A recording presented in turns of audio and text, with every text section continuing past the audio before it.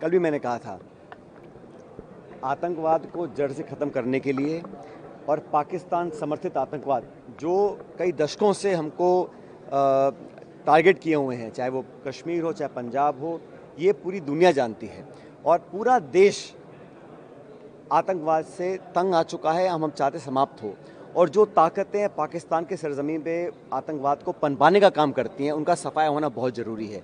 इसमें कोई दो राय नहीं है, इसमें कोई अलग अलग बात करने का मतलब नहीं बनता। सारे दल, पक्ष विपक्ष, पूरा देश एकजुट है और होना भी चाहिए।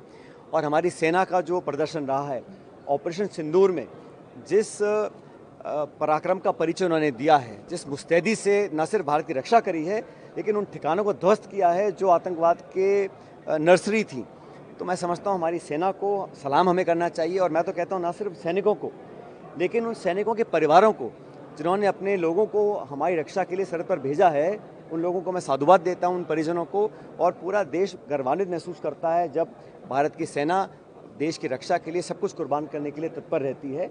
और मुझे लगता है कि पूरी दुनिया में सबसे प्रोफेशनल आर्मी अगर कोई है तो भारत की है।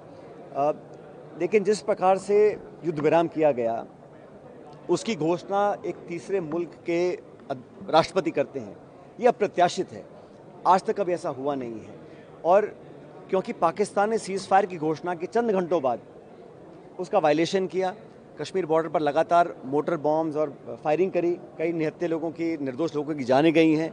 तो जिस देश से आपने समझौता किया है, क्या विश्वसनीयता है उसकी, क्या क्रेडिबिलिटी है कि आगे इस प्रकार के काम नहीं होंगे। और मुझे तो इस बात की भी चिंता है कि IMF ने अभी बहुत बड़ा लोन उनको दिया है और अमेरिका के राष्ट्रपति कहते हैं बहुत व्यापार करेंगे पाकिस्तान के साथ। जो संसाधन पाकिस्तान के पास हैं उसका वो दुरुपयोग नहीं करेंगे, इसकी क्या गारंटी है। वो टेरर फंडिंग दोबारा चालू नहीं करेंगे, इसकी क्या गारंटी है।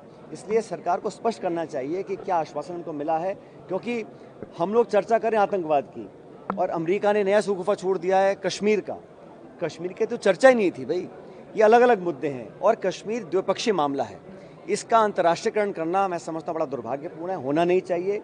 और मुझे लगता है कि अलग अलग देशों से जो आवाज़ें आ रही हैं उसमें कहीं ना कहीं भारत और पाकिस्तान को एक तराजू में तोलने का काम किया जा रहा है।